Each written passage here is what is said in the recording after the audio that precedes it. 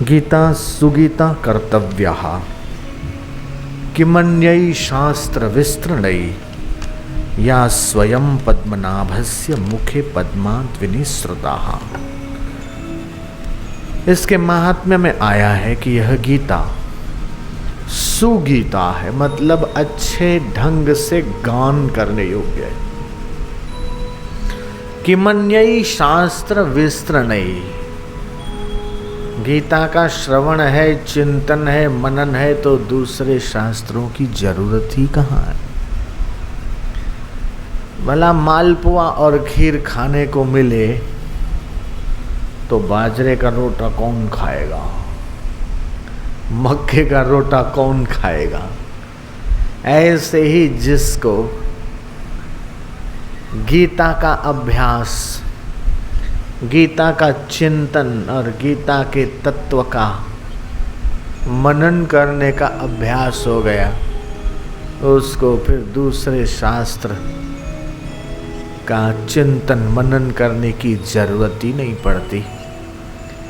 ये ऐसा अमृत है कि इससे कई लोग तर गए, कई तर रहे हैं, और जो जो गीता का चिंतन मनन करेंगे वो भी तरते रहेंगे। गीता वो अमृत है। या स्वयं पद्मनाभस्य, स्वयं भगवान के मुख से निकली हुई बात है। तो मैं आपको एक श्लोक उच्चारण करवाता हूँ, वो करें, और फिर भगवान के मुख से जो बात निकली है वो चाहता हूँ कि आपके श्रीमुख से भी निकले।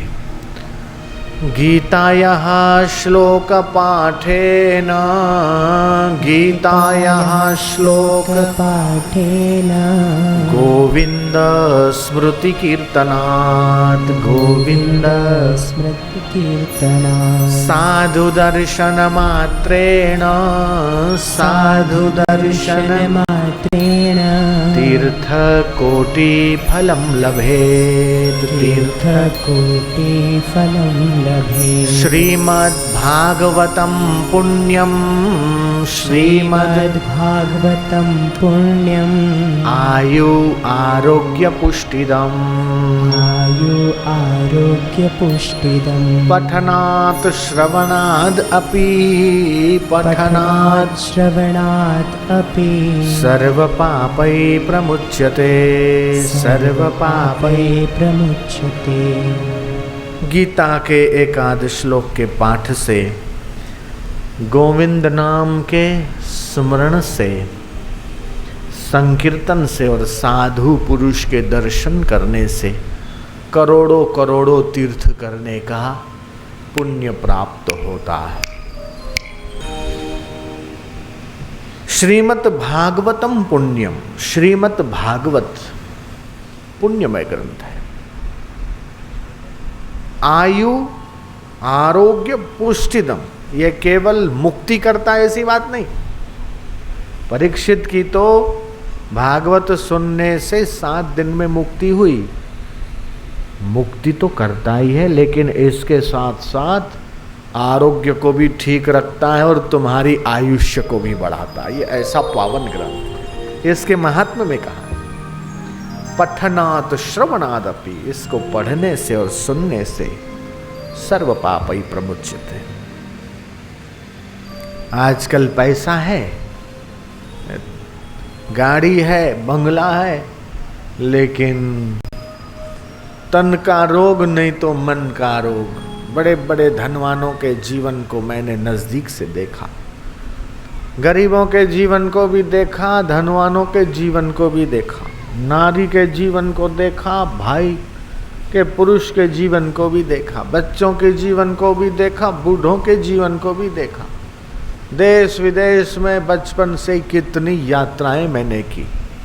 मैंने ये देखा, देसी भी दुखी है, विदेशी भी दुखी है, गुजराती भी दुखी है, मारवाड़ी भी दुखी है, राजस्थानी भी दुखी है, मराठा भी दुखी है। सुखी कौन है? जिसके जीवन में साधु जनों का संग है और सत्संग है, वो सुखी है। भगवान का नाम है, भगवान का ज्ञान है। भगवान श्री कृष्ण ने भगवत गीता में 7वें अध्याय के 25वें श्लोक में कहा है, वो आप उच्चारण करें। नाहं प्रकाशः सर्वत्र, नाहं प्रकाशः सर्वत्र योग माया समावृतः, योगमाया समावृतः मूढोऽयं नाभिजानाति, मूढोऽयं नाभिजानाति लोको मामजमव्ययम्, लोको मामजमव्ययम्। अवजानन्ति मां मूढा, अवजानन्ति मां मूढा मानुषीं तनुमाश्रितिम्, मानुषीं तनुमाश्रितिम्। परं भावमजानन्तो, परं भावमजानन्तो मम भूतं महेश्वरम्, मम भूतं महेश्वरम्। भगवान श्री कृष्ण कहते हैं, हे अर्जुन, अपनी योग माया से छिपा हुआ, अपनी योग माया से छिपा हुआ, ढका हुआ मैं सबके प्रत्यक्ष नहीं होता, और इसलिए ये अज्ञानी जीव, अज्ञानी मनुष्य मुझ जन्म रहित परमात्मा को जन्मा हुआ समझता है, अविनाशी ईश्वर को तत्व से नहीं जानता, अर्थात मुझे भी जन्मने मरने वाला समझने की गलती करता है। 9वें अध्याय के 11वें श्लोक में भगवान श्री कृष्ण कहते हैं, हे अर्जुन, संपूर्ण भूतों के महान ईश्वर रूप मेरे दिव्य भाव को, परम भाव को नहीं जानने वाले मूढ़ लोग, मनुष्य का शरीर धारण करने वाले मुझ परमात्मा को तुच्छ समझते, अर्थात अपनी योग माया से संसार के उद्धार के लिए मनुष्य रूप में विचरण करते हुए मुझको साधारण मनुष्य समझते हैं। जैसे वो खाते हैं, पीते हैं, चलते हैं, देखते हैं, सूंघते हैं, लेते हैं, देते हैं, सोते हैं, मैं भी मानव रूप में आया, मैं भी खाता हूँ, पीता हूँ, लेता हूँ, देता हूँ, चलता हूँ, बोलता हूँ, सुनता हूँ, वही मानव रूप मैंने धारण किया है, तो ये मानव मुझे भी मानव ही समझते हैं, मेरे को तत्व से नहीं जानते, और मुझे प्राणी मात्र का ईश्वर न समझकर मूढ़ लोग मनुष्य का शरीर धारण करने वाले मुझ परमात्मा को तुच्छ समझते हैं। और शकुनी ने तुच्छ समझा, दुर्योधन ने भगवान कृष्ण की शक्ति को नहीं समझा, तुच्छ समझा, लेकिन अर्जुन भगवान को समझ गया। अर्जुन को भगवान ने पूछा, तेरे को 18 अक्षौणी सेना चाहिए कि मैं चाहिए? अर्जुन बोलता है, नाथ मुझे सेना नहीं चाहिए, 18 अक्षौणी मेरे पक्ष में आप रहो, इतना ही बहुत है। और भगवान जिसके पक्ष में हो वो हार कैसे खा सकता है, वो तो जीत जाएगा, क्योंकि भगवान उसके पक्ष में। यत्र योगेश्वर कृष्ण यत्र पार्थो धनुर्धरः तत्र श्री विजयो भूति ध्रुवा नीति मतिर्मम। जहाँ श्री कृष्ण है तो भगवान कृष्ण नीचे बैठे, रथों की बागडोर कृष्ण के हाथ में है। अर्जुन को तो रथी बनाया और खुद बन गए सारथी। रथी अर्जुन है, जीव को भगवान ऊपर बैठाना पसंद करते हैं, खुद नीचे बैठना स्वीकार कर लेते हैं, और जीव की बात भी मानने को तैयार हो जाते हैं। सेनयोरुभयो मध्ये रथम स्थापयमेच्युत। अर्जुन कहता है, दोनों सेनाओं के बीच में हे केशव मेरे रथ को लेकर खड़ा करो। भगवान घोड़े की बागडोर हाथ में लेकर रथ को दोनों सेनाओं के बीच में खड़ा करते हैं। आपके जीवन की बागडोर किसके हाथ में हो? संसार के हाथ में हो कि भगवान के हाथ में? क्या आप अपनी गाड़ी का शेयरिंग किसी सिक्खड़ के हाथ में देना पसंद करेंगे कि कुशल ड्राइवर के हाथ में देना पसंद करेंगे?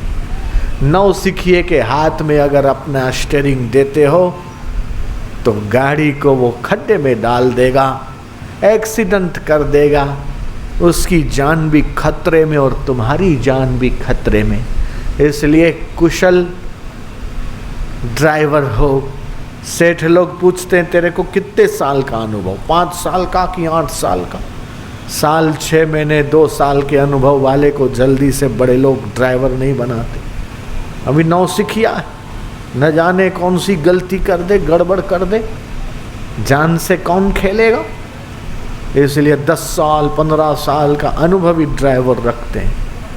आपके जीवन का ड्राइवर नौसिखिया न हो, आपके जीवन का ड्राइवर भगवान हो तो आप निश्चिंत हो सकते हो।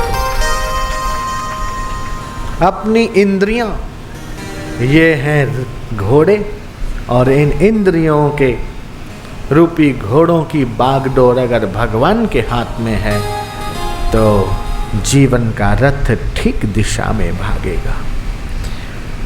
नाहं प्रकाशः सर्वस्य योग माया समावृतः।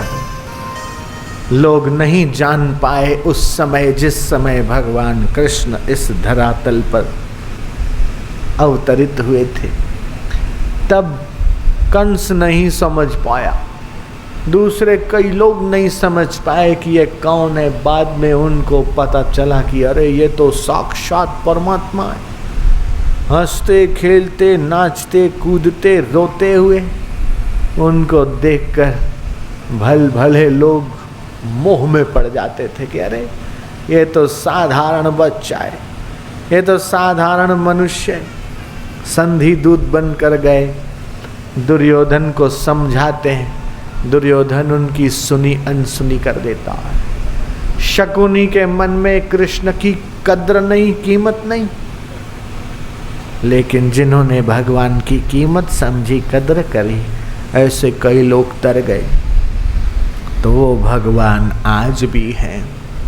उनका रूप अलग हो सकता है, उनका नाम अलग हो सकता है, स्वरूप अलग हो सकता है, लेकिन हकीकत में वही भगवान समय समय पर भिन्न भिन्न नाम और रूप धारण करते हुए संसार में लोक मंगल के लिए अवतरित हुआ करते हैं। ये भगवान ने घोषणा कर दी। यदा यदा ही धर्मस्य ग्लानिर्भवति भारत अभ्युत्थानम धर्मस्य तदात्मानं सृजाम्यहम् परित्राणाय साधूनां विनाशाय च दुष्कृतां धर्म संस्थापनार्थाय संभवामि युगे युगे।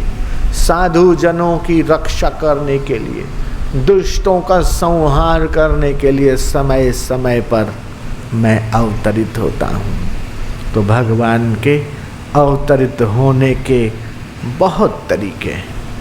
वो ऐसा नहीं कि वो सिर्फ बाहर ही अवतरित होते हैं। अवतार का मतलब क्या है? जो आवे और तारे, जो ऊपर से नीचे आए, खुद तर रहा है और हमको तारने की शक्ति और युक्ति दे रहा है, उसी का नाम तो अवतार है। जब जब होवे धर्म की हानि, बाढ़े असुर अति अभिमानी, तब तब प्रभु धरी विविध शरीरा, हरहि नाथ तब सज्जन पीरा। जब जब धर्म की हानि, अधर्म का विस्तार होता है, मानवता अज्ञान के अंधकार में सो रही होती, उस अज्ञान के अंधकार में सोई हुई मानवता को ज्ञान का प्रकाश देने, आनंद देने, शांति देने, शक्ति देने वो भगवान आते हैं। नित्य अवतार और नैमित्तिक अवतार। एक तो है भगवान का नित्य अवतार, कभी कबीर के रूप में, कभी नानक के रूप में, कभी संत तुलसीदास के रूप में, कभी नरसिंह मेहता के रूप में, कभी मीराबाई के रूप में, कभी लीलाशाह बापू के रूप में, कभी सूरदास के रूप में, तो कभी संत पीपाजी के रूप में, कभी सुंदरदास के रूप में, कभी भूरी बाई के रूप में, कभी फूली बाई के रूप में, वो भगवान संत रूप में जो अवतार लेते हैं उसको नित्य अवतार कहा जाता है। लगातार होता ही रहता है। और जो नैमित्तिक अवतार वो किसी निमित्त को लेकर, जैसे हिरण्यकशिपु का वध करने के लिए जो भगवान प्रकट हुए वो नृसिंह भगवान, नृसिंह अवतार। ऐसे ही वामन अवतार बलि का कल्याण करने के लिए छोटे बन के आए। तो श्रीमद् वल्लभाचार्य महाराज कहते हैं, से ये गोविंद राम सकल निवासी, तू मेरे तीर्थ तू ही मेरे काशी। उस गोविंद का सेवन करो और अपने हृदय को उसकी भक्ति से पुष्ट करो। ये पुष्टि मार्गीय भगवान की भक्ति जो वल्लभाचार्य महाराज ने प्रारंभ करी, शुद्धाद्वैत, कि हर रोज सुबह उठो, उस झांकी के दर्शन करो, दोपहर में भी दर्शन करो, शाम को भी दर्शन करो, रात को सोने से पहले उस पवित्र झांकी का दर्शन और चिंतन और मनन करके सो। आपकी रात उस भगवान के चिंतन के साथ बीते, आपका दिन उस भगवान के स्मृति में बीते।